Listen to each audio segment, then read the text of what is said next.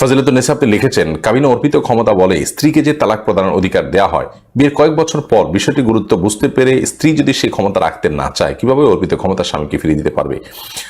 দেখুন, অর্পিত তালাকের যে ক্ষমতা, তালাক তাফউইজ যেটাকে বলা হয়, এটা স্বামী চাইলে রহিত করতে পারেন। স্বামী স্ত্রীকে তালাকের ক্ষমতা দিলেন, দেওয়ার পর যদি তিনি বলেন যে না, আমি তালাকের কথাটা তোমাকে যেটা দিয়েছে এটা প্রত্যাহার করলাম, এটা প্রত্যাহার করার সুযোগ কিন্তু আছে। ঠিক একইভাবে স্ত্রী তার স্বামীকে যদি রিকোয়েস্ট করেন, আর স্বামী যদি তার এই অধিকারকে ফেরত নেন, অর্থাৎ অর্পিত তালাকের যে ক্ষমতা স্ত্রীকে দিলেন স্বামী, সেটা যদি তিনি প্রত্যাহার করেন, তো সেই সুযোগ আছে তার জন্য। মৌলিক নীলা ইয়ারি থেকে আপনি লিখেছেন, আমি একজন মিডওয়াইফ, প্রসূতি মায়েদের প্রসবে সাহায্য করা আমাদের কাজ। প্রতিবার প্রসব করার পর কি আমার গোসল করে নামাজ আদায় করতে হবে? আপনার শরীরে যে নাপাক গোড় লাগবে সেগুলো ধুয়ে আপনি নামাজ পড়তে পারবেন, গোসল করা আপনার জন্য আবশ্যক নয়। এরপরে প্রশ্ন করছেন জেড এন নিশি, আপনি লিখেছেন, আল্লাহ রহমতে হেদায়েতের পথে এসেছি, কিন্তু পরিবারের সঙ্গে মানিয়ে নিতে খুবই সমস্যা হচ্ছে। মাঝে মাঝে হেদায়েতের রাস্তা থেকে সরে যাওয়ার ভয় হচ্ছে, খুব অসহায় লাগছে। অবস্থায় করণীয় কি? আল্লাহ রাব্বুল আলামিন আপনাকে হেদায়েতের উপরে অটল অবিচল রাখুন। সত্যি পরিবারের সমস্ত সদস্যরা যদি সমান্তরালভাবে হেদায়েতের উপরে পরিচালিত না হন, তাহলে সেক্ষেত্রে একা হেদায়েতের উপরে টিকে থাকা শুধুমাত্র কঠিনই নয়, বরং কোনো কোনো ক্ষেত্রে অসম্ভবের পর্যায়েও চলে যায়। এক্ষেত্রে আমাদেরকে যে কাজটি করতে হবে তা হলো পরিবারের অন্যান্য সদস্যদেরকে হেদায়েতের পথে আনার ব্যাপারে আপনার চেষ্টা অব্যাহত রাখতে হবে, যাতে করে তারা হেদায়েতের পথে চলে আসে, এবং হেদায়েতের পথে আনার জন্য বিভিন্নভাবে তাদেরকে চেষ্টা চালাতে হবে, ভালোভাবে প্রস্তুত দিয়ে, অন্যান্য হেদায়েতপ্রাপ্ত মানুষগুলোর সান্নিধ্যে তাদেরকে নিয়ে হেদায়েতপ্রাপ্ত মানুষগুলোর সাথে পারিবারিক যে একটা সম্পর্ক, সেটা সৃষ্টি করার প্রচেষ্টার মধ্য দিয়ে নানাভাবে প্রচেষ্টা চালানো উচিত। সেই সাথে নিজের দিনের উপর টিকে থাকার জন্য সংগ্রাম, এবং প্রতিকূল পরিবেশে টিকে থাকার জন্য, বিশেষ করে যে সমস্ত মনীষীগণ প্রতিকূল পরিবেশে টিকে থেকে আল্লাহর প্রিয়পাত্র হয়েছেন, তাদের জীবনী আমরা জানার মাধ্যমে এই কাজটি করতে পারি। আল্লাহ তাআলা আমাদেরকে তৌফিক দান করুন এবং আপনাকে হেদায়েতের উপর অটল অবিচল রাখুন। আমরা দোয়া করি। আপনি বিশেষ করে আল্লাহর কাছে কয়েকটি দোয়া করবেন। রব্বানা লা তুযিগ কুলুবানা বা'দা ইয হাদাইতানা ওয়া হাব লানা মিন লাদুনকা রাহমা ইন্নাকা আনতাল ওয়াহ্হাব। হে আল্লাহ, আপনি আমার অন্তরকে বক্র করে দিবেন না হেদায়েত দেওয়ার পর। এই দোয়া আপনি আল্লাহর কাছে বেশি বেশি করবেন। আরেকটা দোয়া আছে, নবী সাল্লাল্লাহু আলাইহি ওয়াসাল্লাম শিক্ষা দিয়েছেন, আল্লাহুম্মা সাব্বিত কলবি আলা দীনিক। আল্লাহ, আপনার দ্বীনের উপর আমার অন্তরকে অটল করে দিন, অবিচল করে দিন। অতএব এই দোয়াগুলো আপনি আল্লাহ তাআলার কাছে বিশেষভাবে করবেন। এরপরে সাহেবা ফেরদাউস আপনি লিখেছেন, মৃত ব্যক্তির মুখ বাড়ির লোক ছাড়া অন্যদের দেখার অনুমতি আছে কি? মৃত ব্যক্তির মুখ অন্যরা দেখতে পারে, কোনো অসুবিধা নেই। পুরুষ যদি হয় তাহলে অন্য পুরুষরা দেখবেন, মেয়েরা যদি হয় তাহলে মহিলারা দেখতে পারে, মহিলার মাহরাম ছাড়া বাকিরা দেখবে না। এরপরে আজিজুল হক আপনি লিখেছেন, মেয়েদের হাতে পায়ে নেইল পালিশ ব্যবহার করা অবস্থায় নামাজ হবে কি? হাতে পায়ে নেইল পালিশ ব্যবহার করা অবস্থায় নামাজ হবে। হাতে এবং পায়ে নেইল পালিশ যদি ব্যবহার করা হয়ে থাকে, তাহলে সেক্ষেত্রে অজু করা যাবে না, এবং অজু না করার কারণে নামাজ হবে না। আপনি নেইল পালিশ ব্যবহার না করে যদি মেহেদি করেন, তাহলে সেক্ষেত্রে সেটা নামাজ হবে। আমি প্রথমে বলেছি নেইল পলিশ ব্যবহার করার নামাজ হবে, সেটা মানে হলো, সেটা আমি নেইল পলিশটার বলার সময় আমার মেহেদির কথা মাথায় ছিল, যার কারণে সেটি আমরা বলেছি।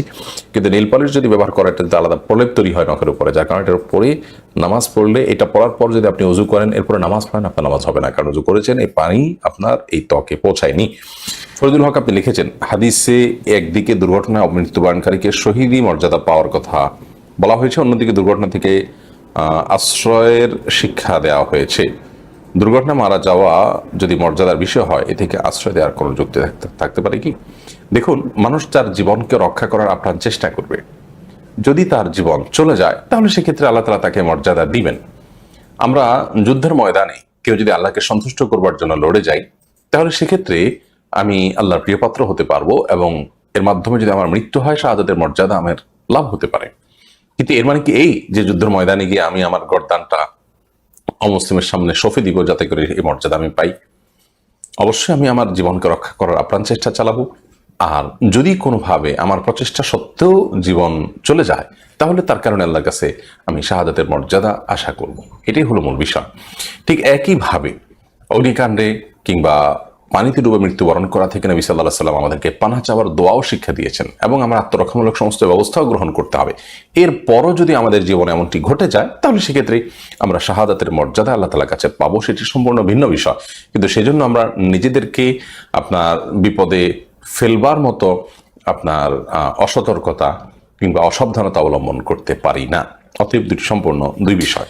তরুণ ইসলাম আপনি লিখেছেন, স্বামীর ঘরে যদি তার অপর পক্ষের সন্তান থাকে তাহলে সেই সন্তানকে দেখার দায়িত্ব কার?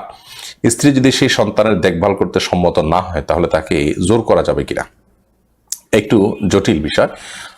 স্বামীর প্রতি তার যে দায়িত্বশীলতা সেই জায়গা থেকে তিনি এটা করা উচিত, এটা তার নৈতিক বিষয়। যদিও তার উপরে শরিয়ার পক্ষ থেকে আবশ্যক নয় ওই সন্তানের দেখভাল করা, এটি তার বাবার কর্তব্য, এটি তার জন্মদাতা মা যিনি তার কর্তব্য।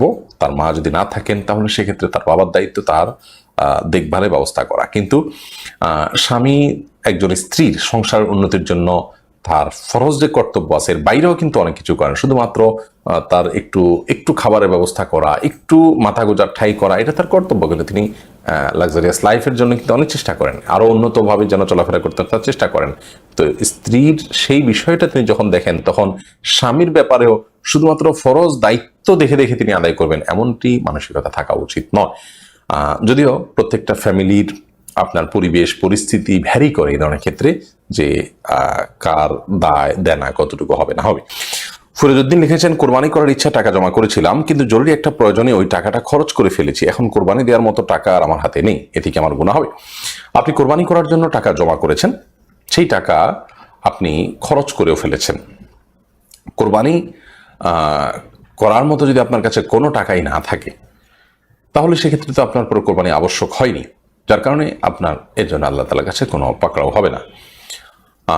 তার মানে অভাবী মানুষ যদি কোরবানি করার নিয়ত করেন এবং তার জন্য কিছু টাকাও সঞ্চয় করেছেন, বাট এর চাইতে প্রয়োজনীয় কোনো কাজে তিনি খরচ করে ফেলেছেন, তার কোনো গুনাহ হবে না।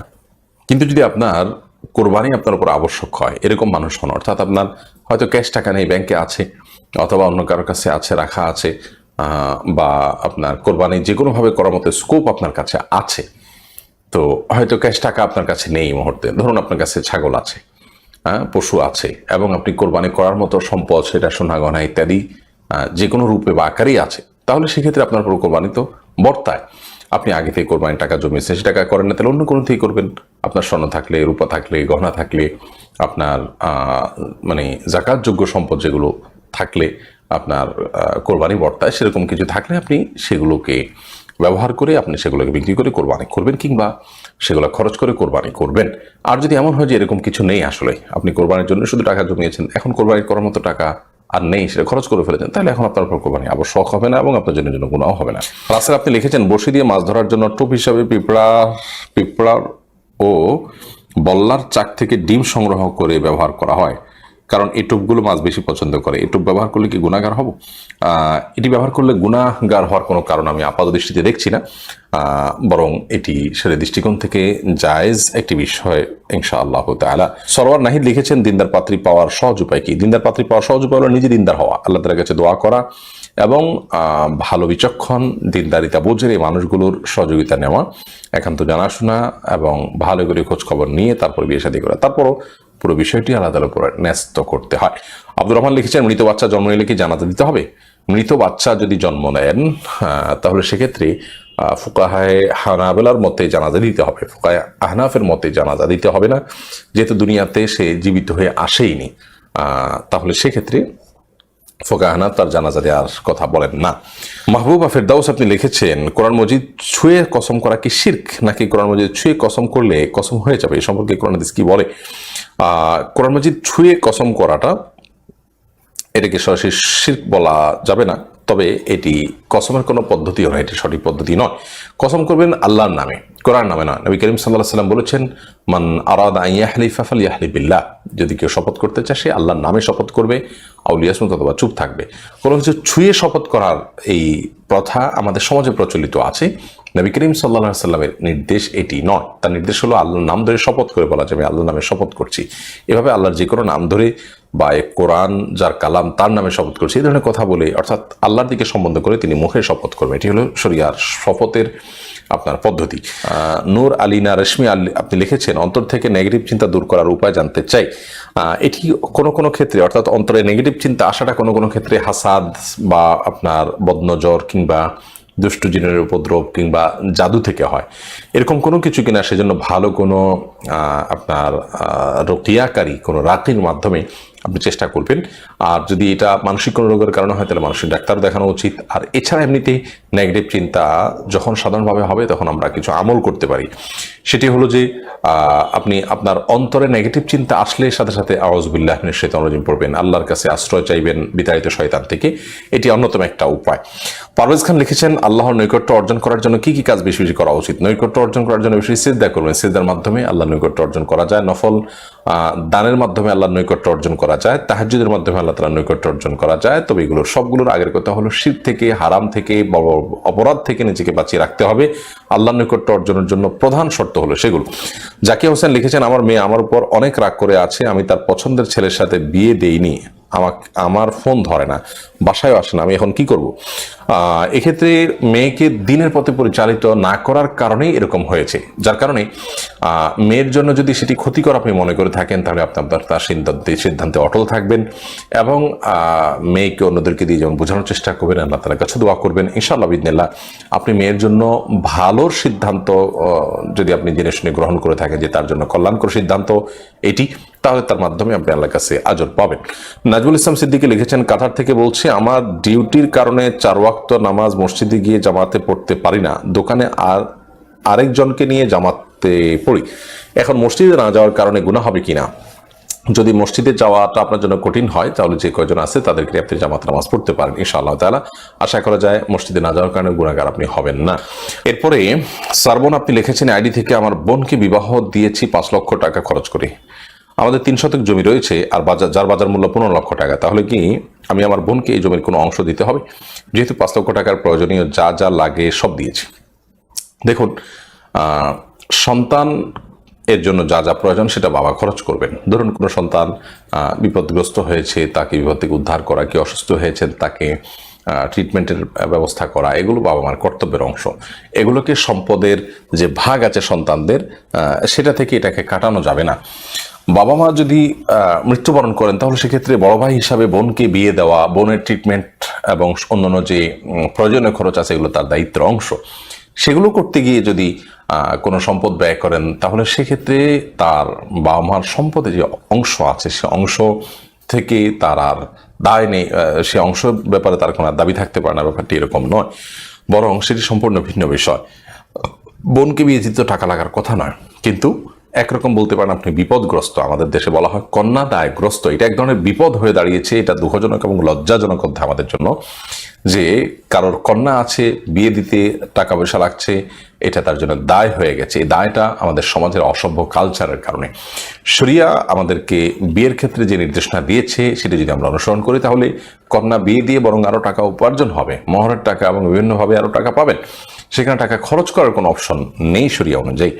যাই হোক, তারপরে যদি এটা দিতে হয় তাহলে সেক্ষেত্রে কেমন যেন তারা বিপদগ্রস্ত। এই মেয়ে অসুস্থ হলে যেরকম তার জন্য ব্যয় করা হতো ব্যাপারটি সেরকম। অতএব এটাকে আপনার বাবা মার পরিত্যক্ত সম্পদে বোনের যে প্রাপ্য অধিকার আছে সেটা থেকে কাটা যাবে না। তবে হ্যাঁ, যদি ব্যাপারটি এরকম হয় যে বিয়ে উপলক্ষে যা কেনা হচ্ছে কিনে বোনকে দেওয়া হলো এবং সেটা বোন মালিক হলেন, তাকে দিলেন এবং ভাই বোনরা তারা বোঝাপড়াই করে নিলেন, তাহলে সেক্ষেত্রে সেটি হতে পারে। অর্থাৎ এটি দীর্ঘ আলোচনা সাপেক্ষ বিষয়। আমরা শুধু মৌলিক ধারণা দেওয়ার চেষ্টা করেছি। সুচন্দা আক্তার মিম লিখেছেন, আমার নানুর বাড়ি চাঁদপুরে, আমি সেখানে পাড় এলাকায় ঘুরতে গেলে দেখতে পাই স্থানীয় কিছু লোক কলা গাছের ভেলা সাজিয়ে তাতে নানা খাবার টাকা দিয়ে নদীতে ছাড়ে। জানতে চাইলে বলে, জিন্দা অলি খিজির আলাইহিসসালামের উদ্দেশ্যে দিচ্ছি। আমাদের দৃষ্টিতে, ইসলামের দৃষ্টিতে উক্ত ঘটনাটি বিষয় জানতে চাই। দেখুন, খিজির আলাইহিসসালামের উদ্দেশ্যে খাবার টাকা এগুলো নদীতে দেয়া এরকম কোনো নির্দেশ নবী করিম সাল্লাল্লাহু আলাইহি ওয়াসাল্লাম আমাদেরকে করেননি এবং তিনিও এরকম কোনো কাজ করেননি, কোনো সাহাবায়ে কেরাম কোনটি করেননি। যার কারণে এই ধরনের কাজ নিছকে কুসংস্কার ছাড়া আর কিছুই নয়। আপনি সারা দেশ জুড়ে অসংখ্য নদী আছে, সমুদ্রের বহু পাড় আছে, চতুর্দিক থেকে মানুষ টাকা দিতে যাবে, এটা তার কাছে খিজিরের কাছে যাবে কিভাবে আপনি জানলেন? এবং মুসা আলাইহিসসালাম মানে খিজির আলাইহিসসালামের যে সাক্ষাৎ হয়েছে, তিনি পানিপথে এসেছেন, সেই কারণে তিনি পানিতেই আছেন, সেখানেই থাকেন এবং আপনি যে কোনো দিক দিবেন সেটাও তার কাছে চলে যাবে, এমনটি আপনাকে কে নিশ্চিত করলো? এগুলো নিছকই আমাদের কুসংস্কার এবং নিজেদের মন গড়া বিষয়গুলো থেকে মানুষকে বিরত থাকার জন্য আহ্বান করতে হবে। মনে রাখতে হবে, ইমানদার যা করবে তার পেছনে কোনো না কোনো দলিল, কোনো না কোনো প্রমাণ, যৌক্তিক কারণ থাকতে হবে। মন গড়া কোনো কিছু করা এটা ইসলাম অনুসরণ করা নয়। আবির ইসলাম আপনি লিখেছেন, কোনো কোনো প্রতিষ্ঠানের শিক্ষার্থী নিয়ে গেলে যিনি নিয়ে যান তাকে রেফারেন্স ফি দেওয়া হয়, এটা গ্রহণ করা যাবে কি? আপনি যদি কষ্ট করে একজন ব্যক্তিকে ভালো কোনো প্রতিষ্ঠানের দিশা দেন এবং আপনি এর মাধ্যমে ওই ব্যক্তিকে যাকে দিশা দিলেন তাকে কোনো ক্ষতিগ্রস্ত করলেন না, তাহলে সেক্ষেত্রে শিক্ষা প্রতিষ্ঠান হয়ে এই যে আপনি লোক জোগাড় করে দিলেন বা কাস্টমার নিয়ে আসলেন, তার জন্য আপনাকে পারিশ্রমিক তারা দিলে সেটা আপনি নিতেই পারেন, কোনো অসুবিধা নেই। ঝর্ণা আক্তার আপনি লিখেছেন, কুকুর যদি পাত্রে মুখ দেয় তাহলে তা পরিষ্কার করার নিয়ম কি? কোনো পাত্রে যদি কুকুর মুখ দেয় তাহলে নবী করিম সাল্লাল্লাহু আলাইহি ওয়াসাল্লাম সেটাকে 7 বার ধৌত করতে নির্দেশ করেছেন এবং বিসমিল্লাহ বলে আপনি ধৌত করবেন উত্তম রূপে, এটি নবী সাল্লাল্লাহু আলাইহি ওয়াসাল্লামের নির্দেশ। এবং যদি মাটি থাকে তাহলে মাটি দিয়ে ধোয়ার নির্দেশ করেছেন। মাটি বিভিন্ন রকমের জার্ম পরিষ্কার করার ক্ষেত্রে উপকার করে এবং কুকুরের লালা, কুকুরের যে মুখ, সেটা যদি কোনো জায়গায় লাগে তাহলে সেক্ষেত্রে সেটা পরিষ্কার ব্যাপারে নবী করিম সাল্লাল্লাহু আলাইহি ওয়াসাল্লাম সর্বোচ্চ নির্দেশ দিয়েছেন, সবচেয়ে বেশি গুরুত্বের সাথে নির্দেশ করেছেন। আজকাল সেই কুকুর আমাদের অনেকের বাসা বাড়ির অন্যতম শোভা। আমরা এমনভাবে কুকুরের সাথে মিশি যে তার লালা আমাদের গায়ে, কাপড়ে, চোপড়ে, শরীরে, আমাদের বাসা বাড়িতে সব কিছুর সাথে লেগে যায়।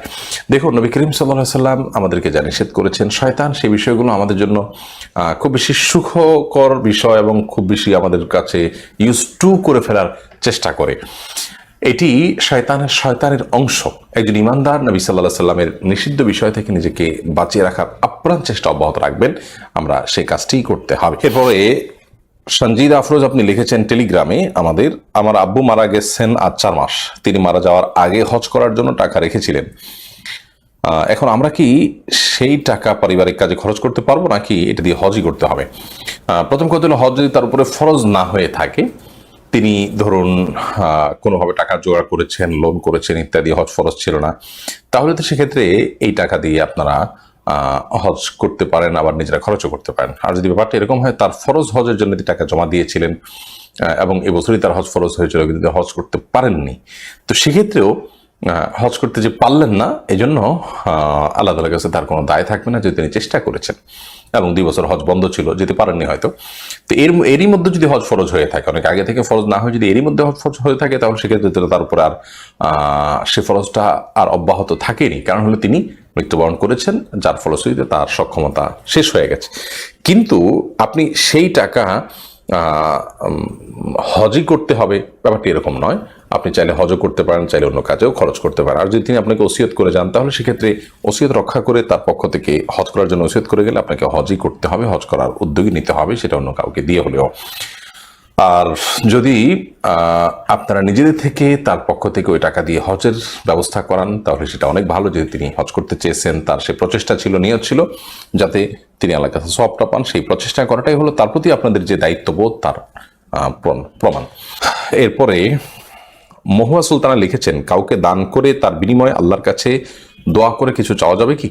কাউকে দান করে তার বিনিময়ে আল্লাহ রাব্বুল আলামিনের কাছে দোয়া করে আপনি অবশ্যই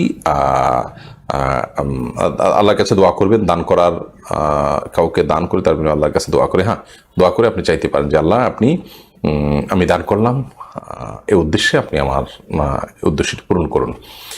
বিশেষ করে বিপদ আপদ থেকে রক্ষার জন্য দান করে, আল্লাহ আমি এই দান করেছি এবং বিপদ থেকে রক্ষার জন্য আপনি আমাকে রক্ষা করুন, এটি করা যেতে পারে, কোনো অসুবিধা নেই। শাইমা আক্তার আপনি লিখেছেন, আমি একজন মেয়ে, বর্তমানে এই ফিতনার যুগে আমি নিজেকে সেই ফিতনা থেকে বাঁচার চেষ্টা করছি। আমি বিয়ে করতে চাই কিন্তু তারা রাজি নন, এখন আমি কি করব?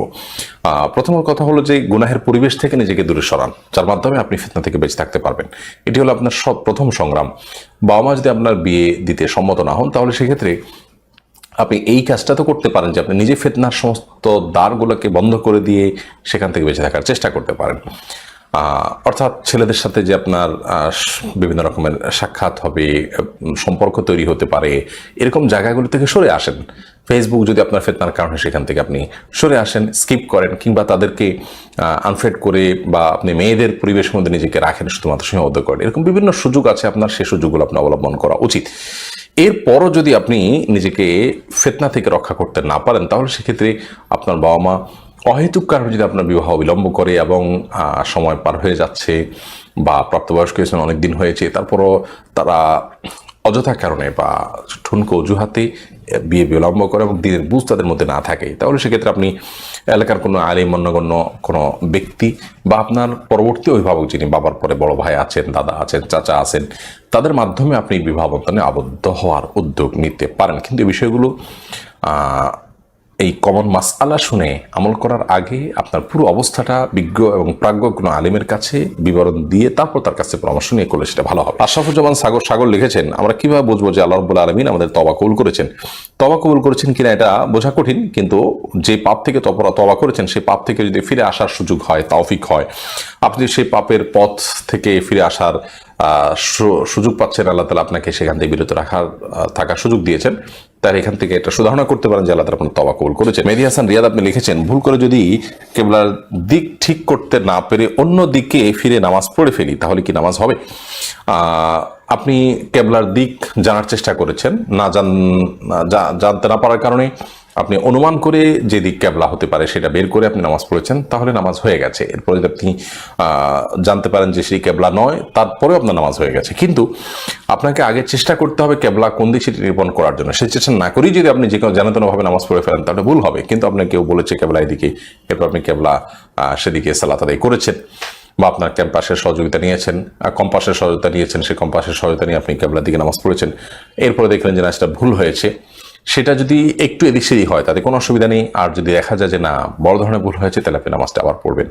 আর যদি সবাইকে জিজ্ঞেস করেছেন বা জিজ্ঞেস করার মতো কোনো লোক পান নাই, এরপরে শরিয়ার নির্দেশ হলো আপনার কোনো পথ খোলা না থাকলে নিজে অনুমান করবেন কোন দিকে কিবলা হবে, তারপরে অনুমান করে পড়েছেন, এভাবে সালাত আদায় করার পর ভুল প্রমাণ হলো, আপনার সেটা দোহরার প্রয়োজন নেই। তাহলে কেউ ভুল তথ্য দিয়েছে সেটার ভিত্তিতে যদি আপনি কিবলা দিকে না পড়ে অন্যদিকে নামাজ পড়ে থাকেন তাহলে সেই নামাজটা আবার দোহরাবেন যখন আপনি জানতে পারবেন, বিশেষ করে ওয়াক্তের মধ্যে।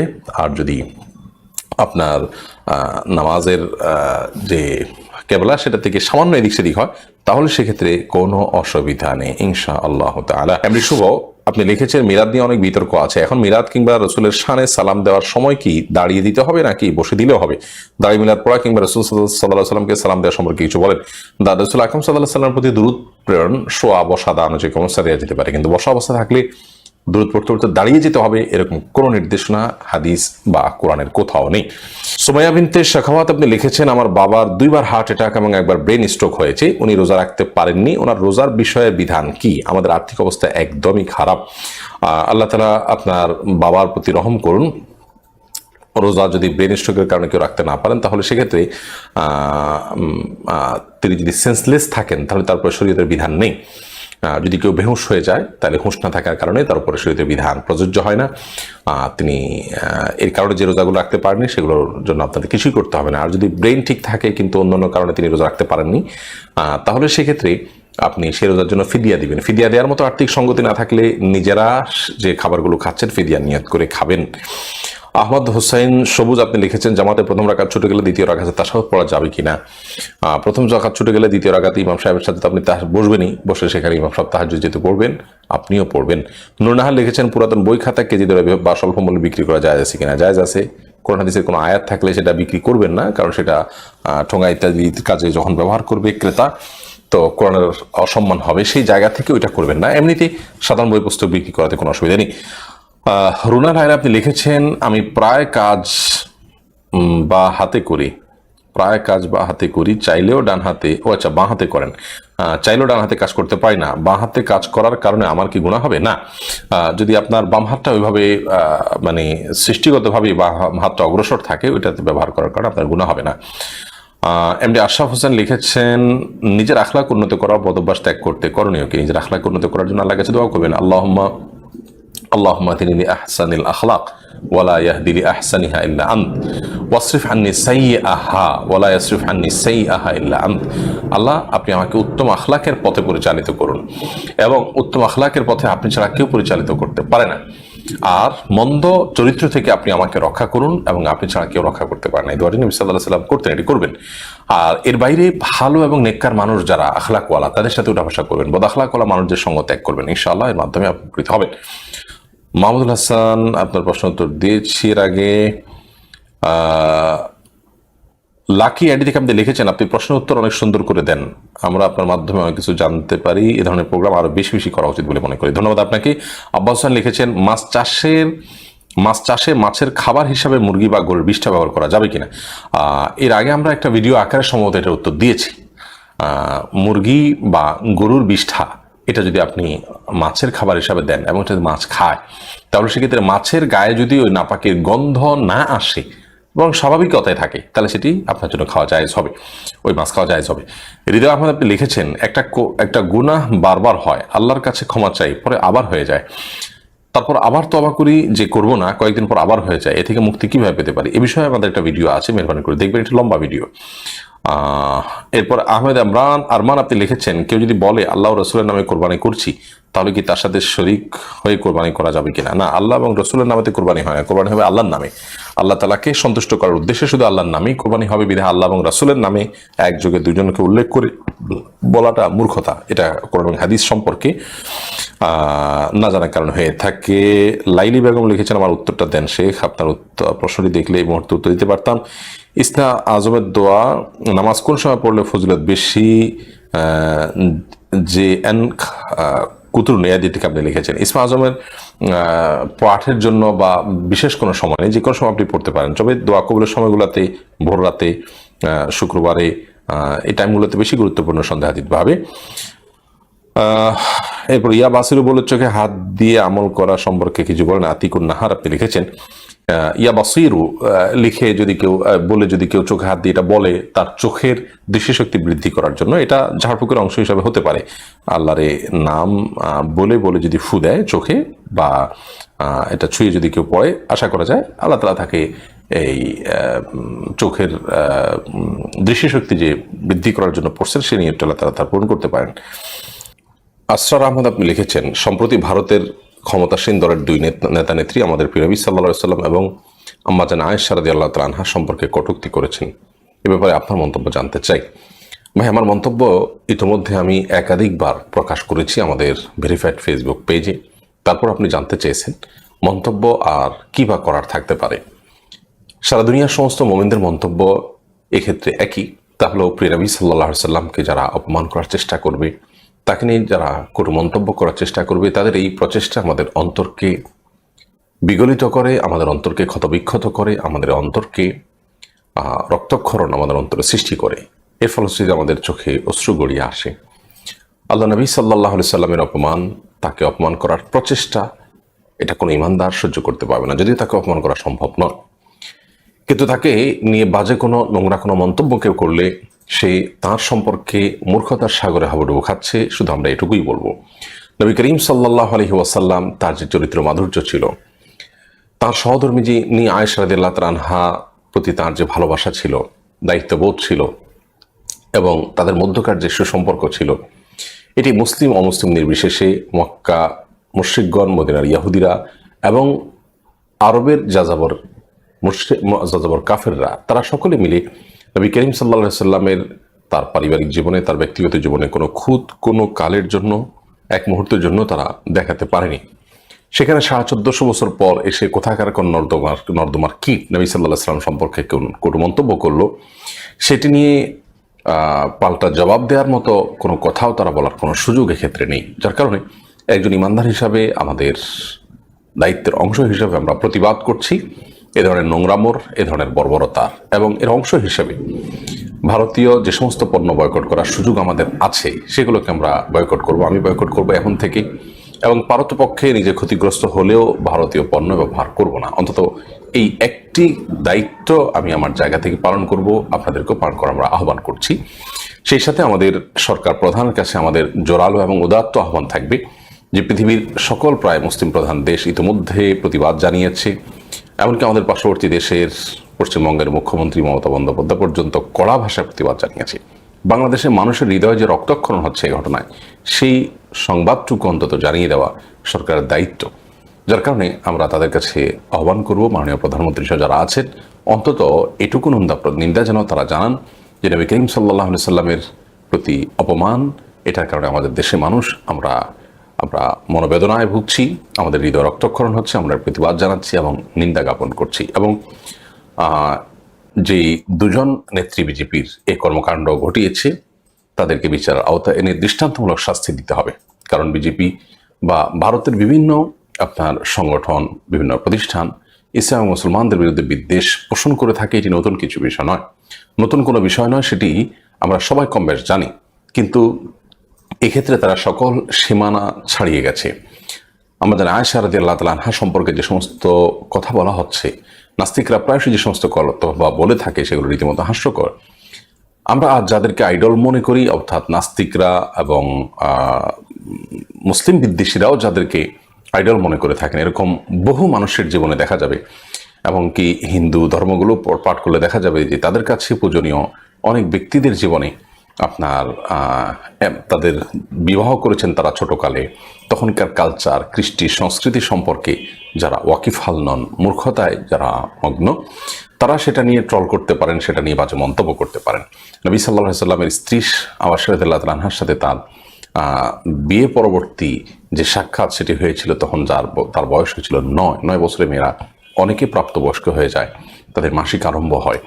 আমাদের আয়েশা রাদিয়াল্লাহু তাআলা আনহার ব্যাপারে যে কটু মন্তব্য করা হচ্ছে, যে বাজে মন্তব্য করা হচ্ছে, একজন মুসলিম হিসাবে আমরা প্রত্যেকেই মনে করি এটা শুধুমাত্র ইসলাম মুসলমান বিদ্বেষ থেকেই হচ্ছে। বিবাহ কোনো ইস্যু না। বিবাহ যদি ইস্যু হয়ে থাকে তাহলে অনেক বড় বড় কবি, সাহিত্যিক, অনেক বড় বড় নামি দামি লেখক এবং অনেক পূজনীয় ব্যক্তিত্ব, এমনকি হিন্দু ধর্মগ্রন্থগুলোতে উল্লেখিত অনেক পূজনীয় ব্যক্তিদের যে আপনার ছোট ছোট মেয়েদেরকে বিয়ে করার কথা আপনার বর্ণিত আছে, প্রমাণিত আছে, সেগুলো নিয়ে তারা কি বলবেন? অথচ রাসূল করিম সাল্লাল্লাহু আলাইহি সাল্লাম আমাদের আয়েশা রাদিয়াল্লাহু আনহা প্রাপ্তবয়স্ক হওয়ার পরে তার সঙ্গে বিবাহ পরবর্তী সাক্ষাৎ করেছেন। যাই হোক, এগুলো নিয়ে আসলে জবাব দেওয়াটাও আমাদের আসলে সাজে না। আল্লাহ তাআলা আমাদেরকে মাফ করুন। আমরা এদের দৃষ্টান্তমূলক শাস্তি চাই এবং আমাদের জায়গা থেকে আমরা প্রতিবাদ শান্তিপূর্ণভাবে অব্যাহত রাখি এবং নবী করিম সাল্লাল্লাহু আলাইহি সাল্লামের ভালোবাসায় আমরা আর কিছু না হোক অন্তত তাদের পণ্যগুলোকে আমরা বয়কট করি এবং তাদের প্রতি বিদ্বেষ পোষণ করাটা ঈমানের দাবি। নবী সাল্লাল্লাহু আলাইহি সাল্লামের শানে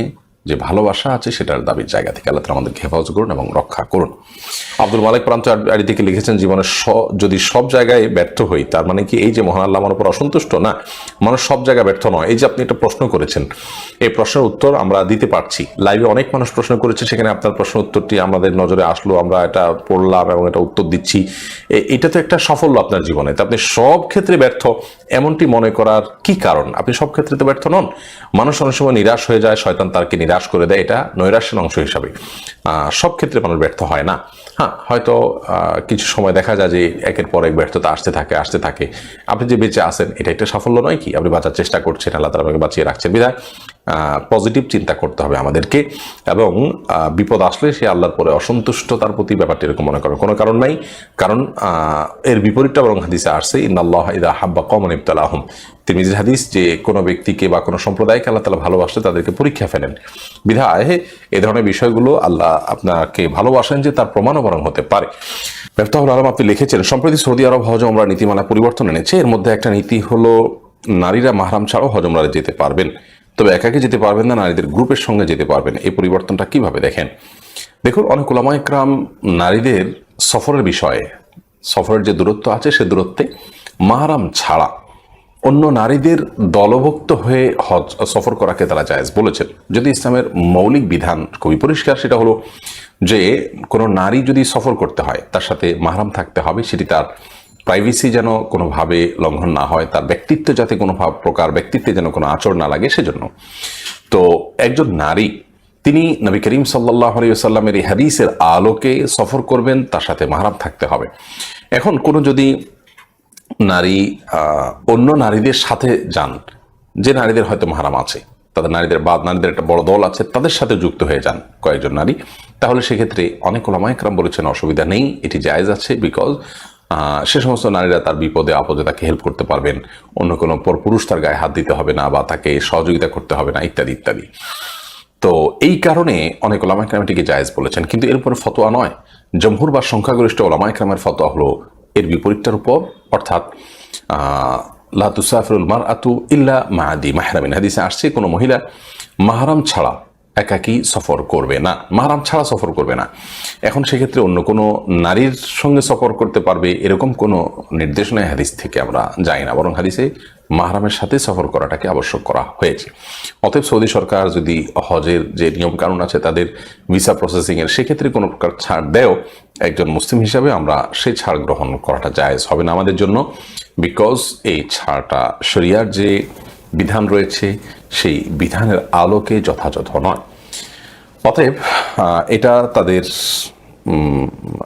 নীতি তারা অবলম্বন করেছেন, কিন্তু আমরা সেটি গ্রহণ করব। রহমতুল্লাহ আপনি লিখেছেন, মনে করুন আমার সামনে বড় কোনো দুর্ঘটনা ঘটেছে, প্রচুর হতাহত হচ্ছে, এই সময় আমি যদি আহত কাউকে উদ্ধার করতে যাই নিজেও দুর্ঘটনার কবলে পড়তে পারি, আবার ভাগ্যক্রমে বেঁচেও যেতে পারি, বাঁচা মারার সম্ভাবনা সমান সমান, এরূপ ক্ষেত্রে আমি কি করব? ভাই রহমতুল্লাহ, এ ধরনের ক্ষেত্রে আপনি যদি অগ্রসর হয়ে যান মানুষের জীবন রক্ষা করবার জন্য, রিস্ক নেন, তাহলে সেক্ষেত্রে আল্লাহ তাআলার কাছে আপনি সন্দেহাতীতভাবে আজর এবং সর্বোত্তম বিনিময় পাবেন, কারণ আপনি অন্যের উপকার করার জন্য অগ্রসর হয়েছেন। নবী করিম সাল্লাল্লাহু আলাইহি ওয়াসাল্লাম বলেছেন, আহাব্বুন নাসি ইলাল্লাহি আনফাউহুম লিন-নাস, মানুষদের মধ্যে আল্লাহর সবচেয়ে প্রিয় মানুষ তারা যারা মানুষের সবচেয়ে বেশি উপকারে আসে। অতএব আপনি মানুষের উপকার করার চেষ্টা করেছেন, তার জন্য অগ্রসর হয়েছেন, এর মাধ্যমে যদি আপনি ক্ষতিগ্রস্ত হন অবশ্যই আল্লাহর কাছে আপনি আজর পাবেন। এটি আপনার জন্য শুধু জায়েজ নয় বরং উত্তম বটে, যেহেতু আরেকজনের জীবন রক্ষা করার মতো ব্যাপার রয়েছে।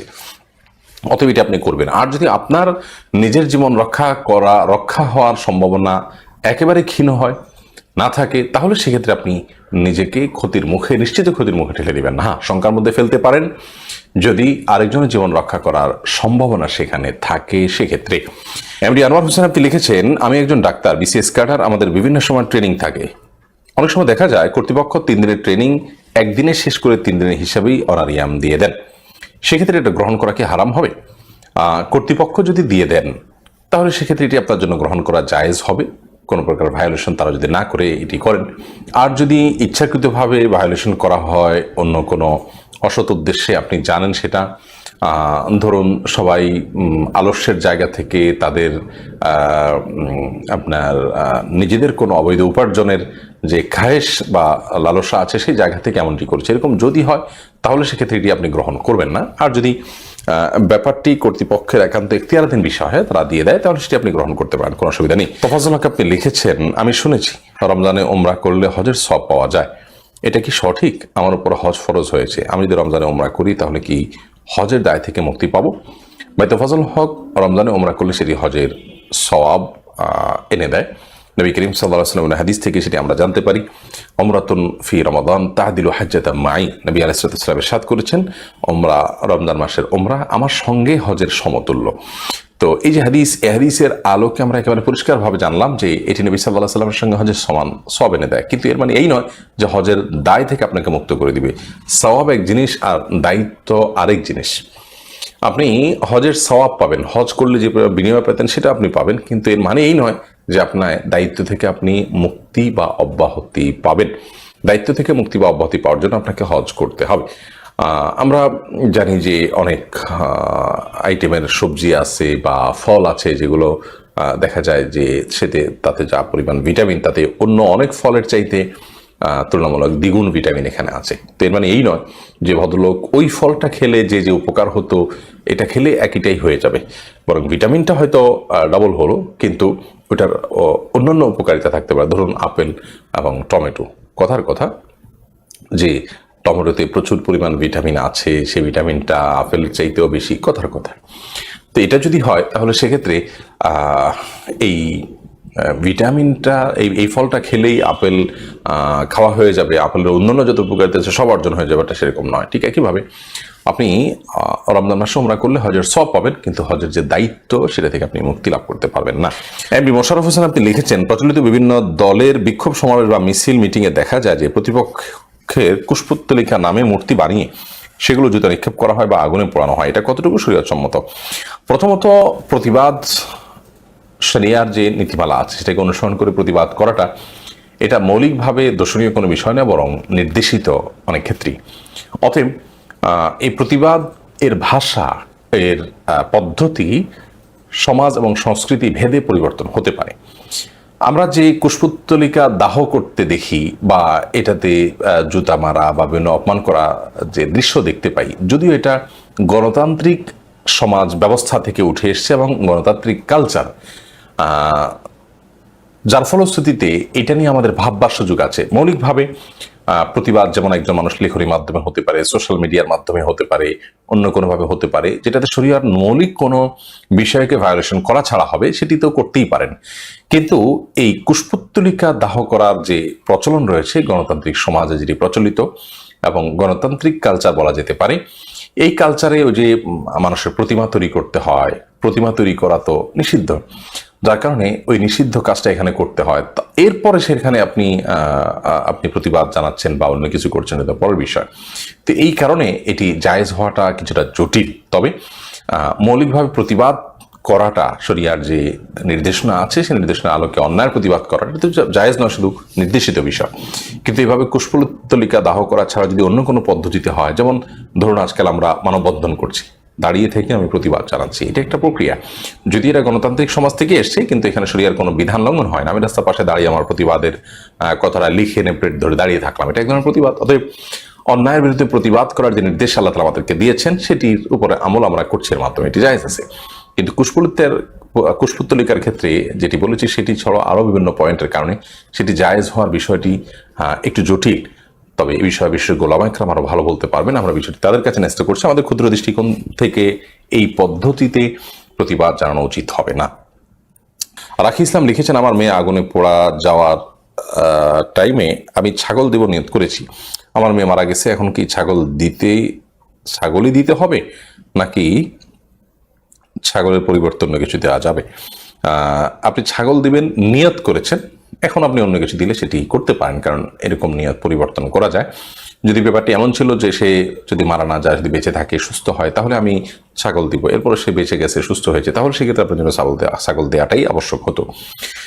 মনিরুল আলম আপনি লিখেছেন, রাসূলুল্লাহ সাল্লাল্লাহু আলাইহি সাল্লামকে অবমাননার কারণে ফেসবুকে যে হ্যাশট্যাগের ট্রেন্ড চালু হয়েছে, এবারে কিছু বলবেন কি? হ্যাশট্যাগ এর মাধ্যমে নবী সাল্লাল্লাহু আলাইহি সাল্লামের অবমাননার বিরুদ্ধে প্রতিবাদ করাটা ভালো কাজ হতে পারে, যে কোনোভাবে প্রতিবাদ হতে পারে, শরীয়তের কোনো বিধান লঙ্ঘন না করলেই হলো। অতএব আপনি এই পদ্ধতিতে শরীয়তের কোনো বিধান যেহেতু লঙ্ঘন হচ্ছে না, আপনি অবশ্যই এই পদ্ধতিতে আপনি প্রতিবাদ জানাতে পারেন। কিন্তু হ্যাশট্যাগের যে ব্যাপারটা আছে, এটাকে আমরা গণহারে যদি ব্যবহার করি কমেন্টে, তাতে খুব বেশি উপকার হয় বলে আমি জানি না। বরং এটি আপনার কোনো টেক্সট পোস্টে আপনার সুনির্দিষ্ট নিয়ম অনুসারে যখন করা হয়, তখন সেটি আমার যতটুকু জানা ততটুকু উপকারে আসে।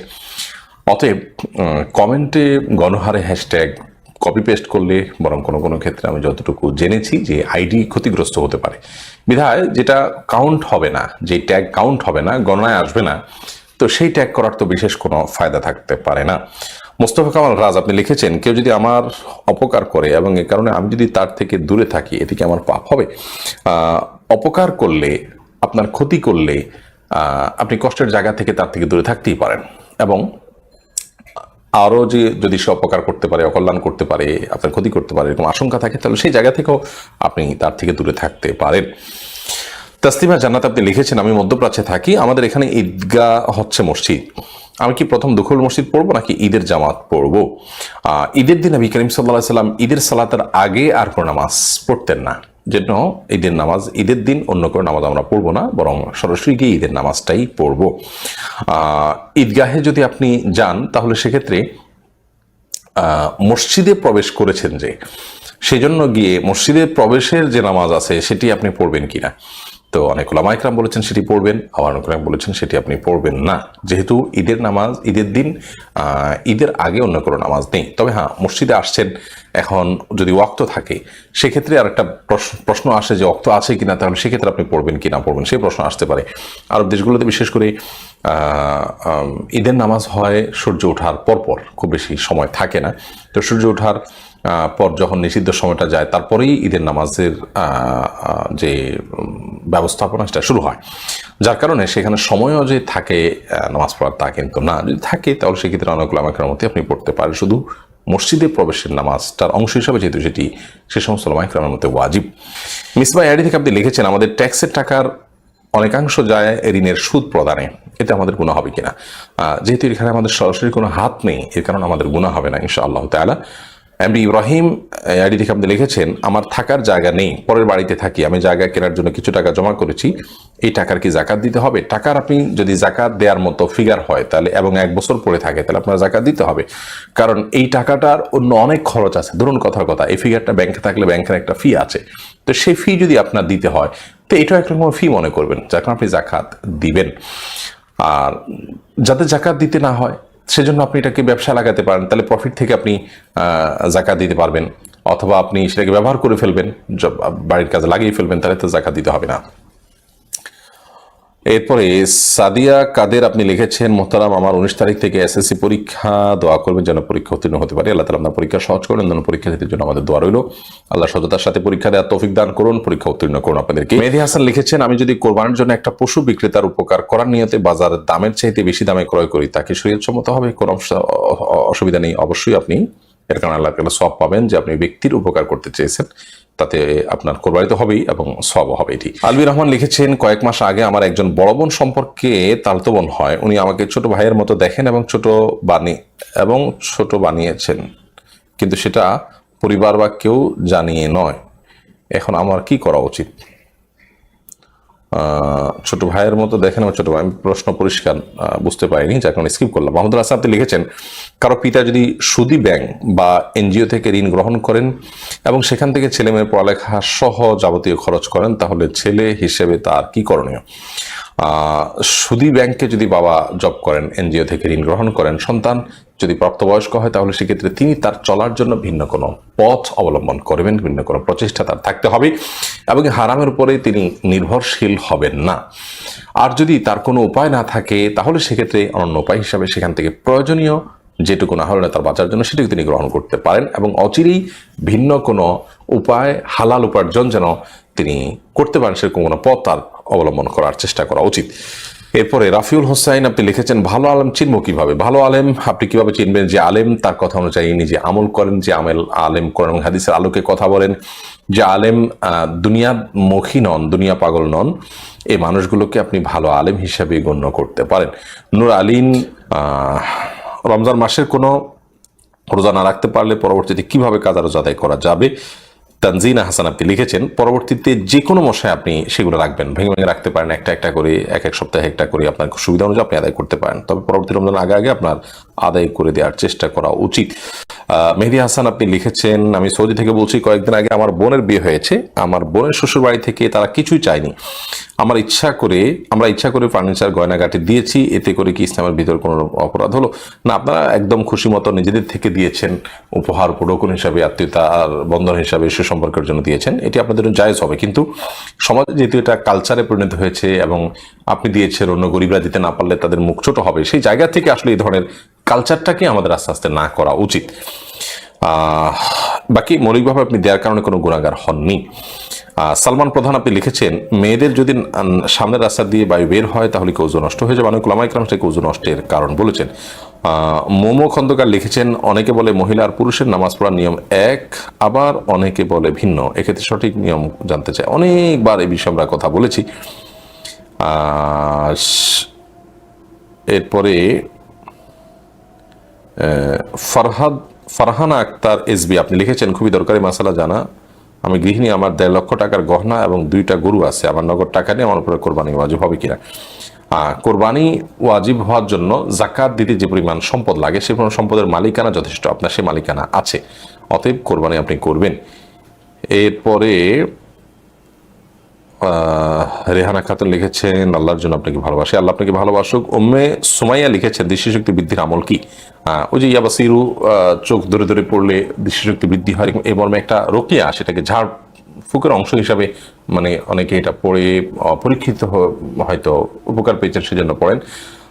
বাকি এর মাধ্যমে বাকি এই বিষয়টি কোনো হাদিসের নির্দেশনা নয় যে আমলটি করলে আপনার এই উপকারিতা নির্দিষ্টভাবে অর্জিত হবে বা এটি আপনি পাবেন, এরকম হাদিসের কোনো নির্দেশনা এটি নয়।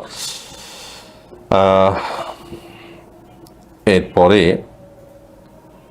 জুব্বুল হুজুন সম্পর্কে জানতে চাই, আমার জানা নেই সম্পর্কে জুব্বুল হুজুন আবার কি জিনিস। 19 তারিখ দাখিল পরীক্ষা কি আমল করতে পারি ভালো রেজাল্টের জন্য? এমডি জাহিদ হোসেন সাদিন লিখেছেন, আল্লাহ তাআলার কাছে দোয়া করবেন, আল্লাহুম্মা হাসিবনি হিসাবান ইয়াসিরা, আল্লাহ আমার হিসাব গ্রহণকে আপনি সহজ করে দিন, পরীক্ষা সততার সাথে দিবেন, নকল করবেন না এবং ভালো করে পড়াশোনা করবেন, ভোর রাতে বেশি পড়াশোনা করবেন, এবং সকালে পড়াশোনা করবেন, রাতের বেলা ঘুমিয়ে থেকে দিনের বেলা ভোর রাত এবং সকালে ভোরের সময়গুলোকে পড়াশোনার জন্য ব্যবহার করবেন। আল্লাহ তাআলার কাছে সাধারণভাবে দোয়া করবেন, এগুলো যথেষ্ট ইনশাআল্লাহ। এছাড়া কোনো কুসংস্কারের আশ্রয় নেওয়ার দরকার নেই। অনেকেই কুসংস্কার আশ্রয় নিয়ে থাকেন পরীক্ষা ভালো করার জন্য। এরপরে ঋণ থেকে এবার মুক্তি পেতে পারি, এসকে ইমতিয়াজ শাকিল আপনি লিখেছেন ঋণ থেকে মুক্তির জন্য আল্লাহ রাব্বুল আলামিনের কাছে দোয়া করবেন। ঋণ থেকে মুক্তির অনেকগুলো দোয়া আছে। আল্লাহুম্মা কফিনি হালালি, আল্লাহুম্মা কফিনি বিহালালিকা আন হারামিকা ওয়া আগনিনি বিফদলিকা আম্মান সিওয়াকা। এছাড়া আরো অনেক দোয়া আছে, এই দোয়াগুলো পাঠ করতে পারেন। আহমেদ আরমান আপনি আপনার উত্তর দিয়েছি। জুলফা খাতুন আপনি লিখেছেন আমি হোস্টেলে থাকি, আমাদের রুমে 4টি বেড।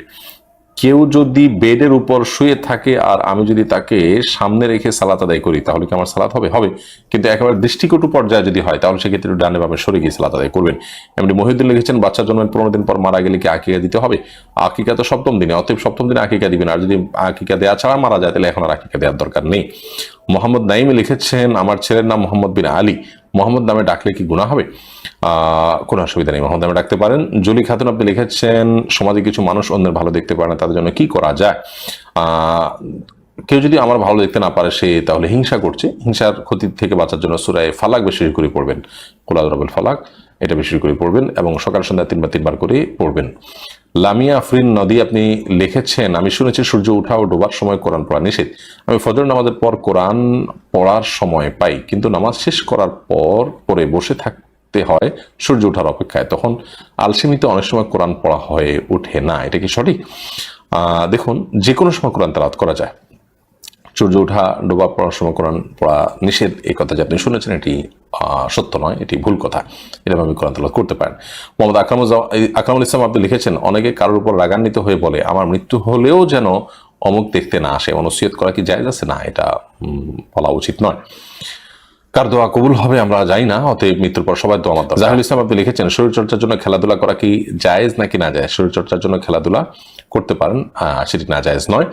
আহমেদ জুয়েল এআইডি থেকে আপনি লিখেছেন আমার এক ভাইয়ের প্রাপ্ত বয়স হয়েছে কিন্তু তার খাতনা হয়নি, তার নামাজ ও দোয়া কি আল্লাহর কাছে কবুল হবে?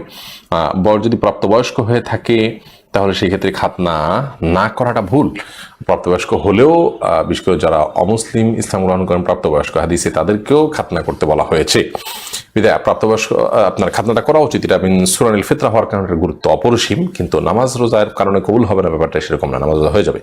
এসকে ইমতিয়াজ শাকিল লিখেছেন ঋণ থেকে মুক্তি কিভাবে পাবো, কোরআন সেরকম আমল আছে কিনা একটু আগে উত্তর দিয়েছি, আরো বিভিন্ন ভিডিও আমাদের এই সম্পর্কে আছে। তারিকুল ইসলাম আপনি লিখেছেন সৎ ভাগ্নের মেয়েকে বিয়ে করা কি জায়েজ? সৎ ভাগ্নির মেয়েকে, সৎ ভাগ্নি, আপন ভাগ্নি নয়, আপনার সৎ ভাগ্নির মেয়েকে আপনি বিয়ে করতে পারেন।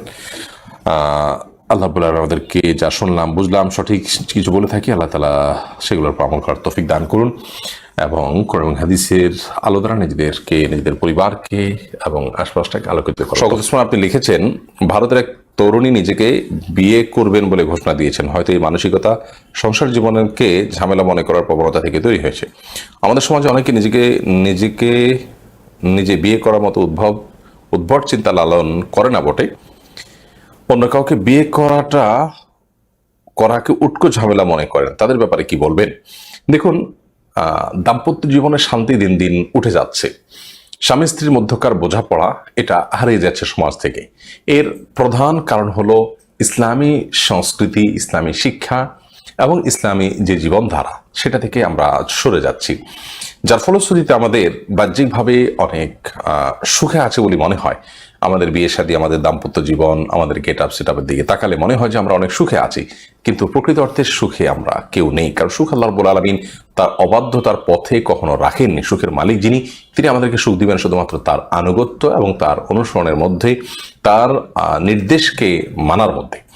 অতএব দাম্পত্য জীবনের এই অশান্তি বা দাম্পত্য জীবনে যে আপনার মনোমালিন্য এবং যে সমস্ত আপনার দাম্পত্য জীবনের যে সমস্ত অনাকাঙ্ক্ষিত ঘটনাগুলো ঘটে চলেছে সমাজে, সেগুলোর কারণে কেউ এটাকে উটকো ঝামেলা মনে করে বিয়ে শাদী ত্যাগ করে বসে থাকাটা না বুদ্ধিমানের পরিচয়, না শরিয়া এটাকে অ্যালাউ করে। বরং তিনি তার জায়গা থেকে নিজে আল্লাহর পথে পরিচালিত হওয়ার চেষ্টা করবেন এবং তার দাম্পত্য জীবনকে, তার বৈবাহিক জীবনকে, তার বিয়ে শাদীকে, সবকিছুকে কোরআন এবং হাদিসের আলোকে তিনি করার চেষ্টা করবেন। এরকম যদি করেন ইনশাআল্লাহ তাআলা আশা করা যায় তিনি আল্লাহ রাব্বুল আলামিনের কাছে এর জন্য আখিরাতে যেরকম পুরস্কার পাবেন, দুনিয়াতেও তার দাম্পত্য জীবন উটকো ঝামেলা হবে না, বরং এটি তার জন্য উপভোগ্য হবে, চরম উপভোগ্য। নবী সাল্লাল্লাহু আলাইহি ওয়াসাল্লাম বলেছেন যে আদ-দুনিয়া কুল্লুহা মাতা' ওয়া খায়রু মাতা'আদ দুনিয়া আল মারআতু সালিহা।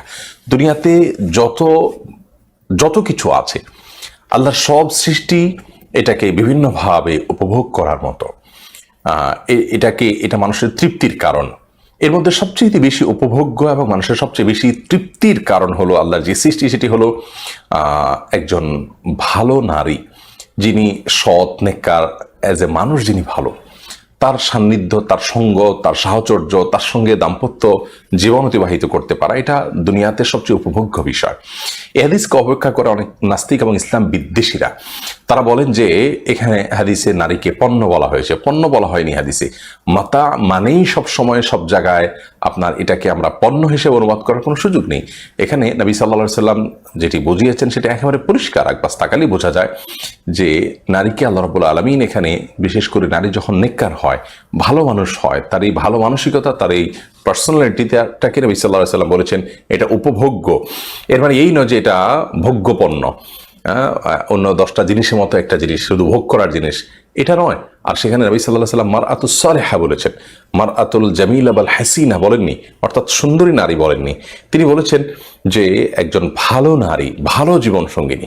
অতএব নাস্তিকরা যেটাকে ভোগের বিষয় বা ভোগ্য পণ্য ইত্যাদি মনে করছে, নবী করিম সাল্লাল্লাহু আলাইহি সাল্লাম সেটি বোঝাননি। এটি নাস্তিকদের ইচ্ছাকৃতভাবে ইসলাম মুসলমানদের প্রতি যে বিদ্বেষ তারা লালন করে, সে বিদ্বেষ লালন করার জায়গা থেকে বিকৃতির অংশ হিসাবে তারা এটি করে থাকে। যাই হোক, যেটি আমি বলছিলাম যে বিয়ে শাদী বা দাম্পত্য জীবনে অশান্তি হচ্ছে এটি দেখে এটাকে উটকো ঝামেলা মনে করে দূরে সরানো নয়, বরং নিজে আল্লাহ বিধানের পথে চলা এবং ভালো জীবন সঙ্গী তালাশ করাই হলো বুদ্ধিমানের কাজ। এমনি শাকিল লিখেছেন, স্মৃতিশক্তি কি গুনাহের কারণে দুর্বল হয়? জানা বিষয় মনে করতে পারি না, স্মৃতিশক্তি বৃদ্ধির জন্য কি আমল করা যেতে পারে? স্মৃতিশক্তি গুনাহের কারণে দুর্বল হতে পারে। আপনি যে বিষয়ে জানেন না সে বিষয়ে আপনি জানার জন্য যেরকম পড়াশোনা করবেন, ঠিক একইভাবে নিজের স্মৃতি যাতে আপনার হেফাজতে থাকে, এটা যেন নষ্ট না হয়, তাহলে সেজন্য আপনি পাপের যে পথগুলো আছে সেগুলো থেকে আপনি দূরে থাকার চেষ্টা করবেন। একই প্রসিদ্ধ কবিতা আছে ইমাম শাফি রাহিমাহুল্লাহর দিকে নিসবত করা হয় কবিতাটাকে, শাকাউতু ইলা ওয়াকিআন সুআ হিফজি ফাআওসানি ইলা তারকিল মাআসি। যদিও অনেকেই বলেছেন ইমাম শাফি রাহিমাহুল্লাহর কবিতা নয়, কিন্তু কবিতার মর্ম পরিষ্কার। অর্থাৎ কেউ তার উস্তাদের কাছে তিনি অভিযোগ করেছেন যে তার স্মৃতিশক্তি দুর্বল হয়ে যাচ্ছে। তখন উস্তাদ তাকে বলেছেন ফাআওসানি ইলা তারকিল মাআসি, গুনাহ এবং পাপের পথ পরিহার করার জন্য। গুনাহ এবং পাপ এর পথ পরিহার করলে মানুষের স্মৃতিশক্তি ভালো হয়। এছাড়া আজকাল আমরা আমাদের স্মৃতিশক্তিকে বিভিন্ন দিকে আমাদের মনোযোগিতা বৃদ্ধি করার ফলশ্রুতিতে নষ্ট করে ফেলেছি। বিধায় স্মৃতিশক্তি যেন ভালো থাকে সেজন্য আমাদের মনোযোগকে একদিকে নিবদ্ধ করার প্রচেষ্টা আমাদের মধ্যে অব্যাহত থাকতে হবে। আপনি শত শত দিকে মনোযোগ নিবদ্ধ করছেন, আপনি বিভিন্ন ডিভাইসে ডুবে থাকছেন, তাহলে সেক্ষেত্রে আপনার ব্রেইন সবসময় বিজি থাকবে, ব্যস্ত থাকবে এবং আপনার স্মৃতিশক্তি দুর্বল হবে, এটি স্বাভাবিক। ফখরুদ্দিন আপনি লিখেছেন, সীতাকুণ্ডের অগ্নিকাণ্ডের সময় এক ব্যক্তি তার বাবাকে বলেছেন আমাকে কালিমা পড়িয়ে দেন, আমি হয়তো বাঁচবো না। এ সময় প্রচন্ড বিস্ফোরণে তিনি মারা যান। বাবা তো তাকে কালিমা পড়াতে পারেননি, তিনি কালিমা পড়ার ফজিলত পাবেন কি? দেখুন, সীতাকুণ্ডের অগ্নিকাণ্ডের সময় বা অন্য যে কোনো সময়, মৃত্যুর সময় যদি কেউ কাউকে কালিমা পড়াতে বলেন, তো এই বলাটা আসলে আবশ্যক নয়। তিনি নিজেই কালিমা পাঠ করতে পারেন, কেউ পড়াতে হবে এমনটি আবশ্যক না। আমরা অনেকে মনে করি মৃত্যুর আগ মুহূর্তে বোধহয় কেউ কাউকে কালিমা পড়াতে হয়, যার কারণে আমাদের সমাজে কিন্তু এটি প্রচলিত আছে যে এই কালিমা আপনার হুজুর ডেকে এনে মুমূর্ষ মানুষকে পড়ানো হয়, অথচ এটি আবশ্যক কোনো বিষয় নয়। যার কালিমা তিনি নিজেই পাঠ করবেন, আরেকজন পড়ানোর কোনো আবশ্যকীয়তা নেই। আর যদি কেউ পড়াতে নাও পারেন, তারপরও তার মধ্যে ঈমান আছে আল্লাহর প্রতি, অন্তর ঈমান অবিচলভাবে আছে, তাহলে সেক্ষেত্রে এটি তার ঈমানের মৃত্যু হিসাবে ধরতে হবে ইনশাআল্লাহু তাআলা, এবং তিনি আশা করেছেন এর কারণ মাধ্যমে জান্নাতে যাবেন।